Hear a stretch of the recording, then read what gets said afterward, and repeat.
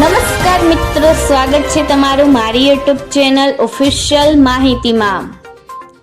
રાજ્યના અનેક વિસ્તારોમાં 9 જૂન સુધી વરસાદનું અનુમાન કરવામાં આવ્યું છે, ત્યારે ગુજરાતમાં ગાજવીજ સાથે ભારે વરસાદની આગાહી કયા વિસ્તારો માટે કરવામાં આવી છે, આના વિશેની સંપૂર્ણ માહિતી મેળવવા માટે આ વિડીયોને અંત સુધી જરૂર નિહાળજો અને હજુ સુધી મારી ચેનલને સબસ્ક્રાઇબ ના કરી હોય તો સબસ્ક્રાઇબ કરી લેજો।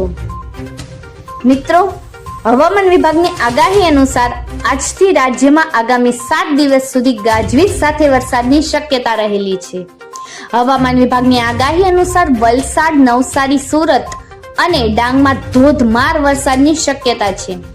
મિત્રો, આ સાથે જ દમણ, દાદરા અને નગર હવેલીમાં પણ ભારે વરસાદની સંભાવના વ્યક્ત કરવામાં આવી છે। તો આ તરફ સૌરાષ્ટ્ર અને કચ્છમાં પણ હળવાથી મધ્યમ વરસાદની આગાહી કરવામાં આવી છે।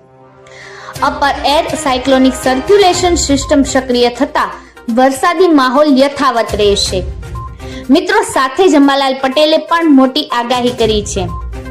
હવામાન નિષ્ણાંત અંબાલાલ પટેલના જણાવ્યા અનુસાર દક્ષિણ ચીનમાં લો પ્રેશરને કારણે ભેજના પ્રવાહો ફંટાઈ રહ્યા છે। ઉત્તર અને દક્ષિણ પશ્ચિમમાં ગરમ પ્રવાહો ફૂંકાતા ચોમાસાને બ્રેક લાગી છે। અંબાલાલ પટેલે વધુમાં જણાવ્યું છે કે 8 થી 12 જૂન મુંબઈ સહિત સૌરાષ્ટ્રના વિસ્તારોમાં વરસાદ થશે। તો બીજી તરફ ગુજરાતમાં ચોમાસાના આગમનને લઈને અંબાલાલ પટેલે પૂર્વાનુમાન કર્યું છે। તેમના પ્રમાણે 12 જૂન બાદ ગુજરાતમાં ચોમાસાની ગતિ પકડશે। રાજ્યમાં 12 થી 18 જૂન દરમિયાન ધોધમાર વરસાદ પડી શકે છે। સાથે જ સૌરાષ્ટ્ર, દક્ષિણ અને મધ્ય ગુજરાતમાં ભારે વરસાદની પણ શક્યતા વ્યક્ત કરાઈ છે।